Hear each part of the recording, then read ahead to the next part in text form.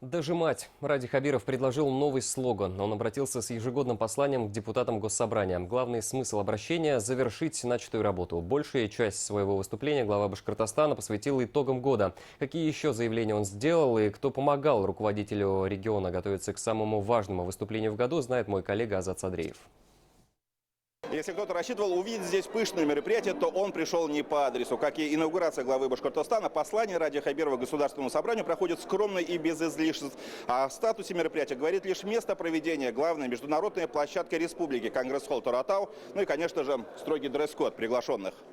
За час до начала оглашения послания в фойе не протолкнуться. В кулуарах гадают о тезисах будущего выступления Ради Хабирова. На камеру вспоминают, чем запомнился уходящий год. Вообще здорово, когда фоки открывают, да, где-то заливают коробки, где-то поля делают летом, когда, чтобы дети выходили, играли в футбол, обустраивают всякие площадки.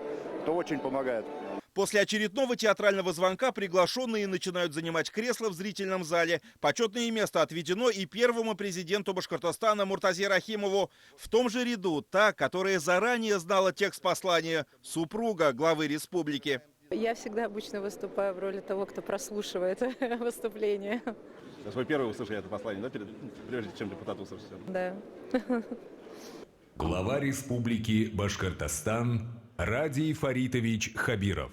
Глава республики сосредоточен. Тембр голоса меняется лишь когда зал начинает аплодировать. В этот момент Ради Хабиров благодарит врачей, сотрудников МЧС, которые помогали жителям задыхающегося Сибая, горняков, тушивших тлеющих карьер, артистов и спортсменов, поддержавших в трудный момент горожан.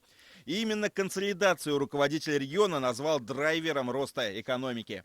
Республике нужен, конечно, экономический драйв, инвестиционный прорыв. И вы знаете, мы сумели добиться в этом году 15% роста инвестиций. И я хочу сказать, что такого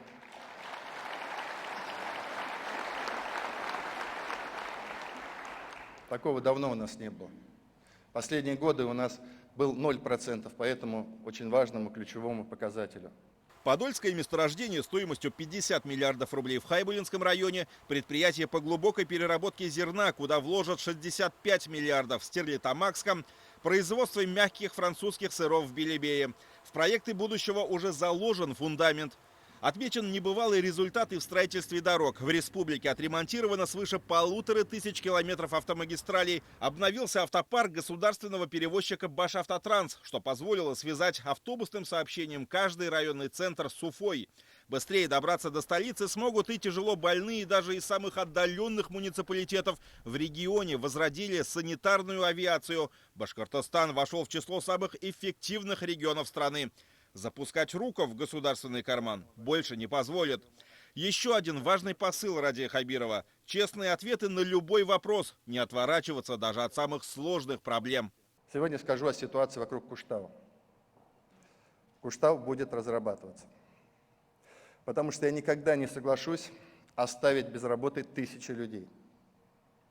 И бесполезно меня ломать, выкручивать, подкупать журналистов, националистов. И это пытаются делать те, что самое главное, кто просто хочет выдавить одну компанию с рынка и запустить свою. При этом они зашли бы на территорию, ничем не уступающую по природным богатствам Куштау. Но при этом еще несколько лет Стерлитамак сидел бы, простите, без штанов. Поддержку получит и Бельское речное пароходство. На особом контроле реализации национальных проектов. Для жителей республики продолжит работу система инцидент-менеджмент, которая по итогам года была признана администрацией президента России одной из лучших в стране. Говорил Ради Хабиров и о том, что не дает ему покоя, но сильнее слов прозвучал трехминутный видеоролик. Чтобы мы жили лучше.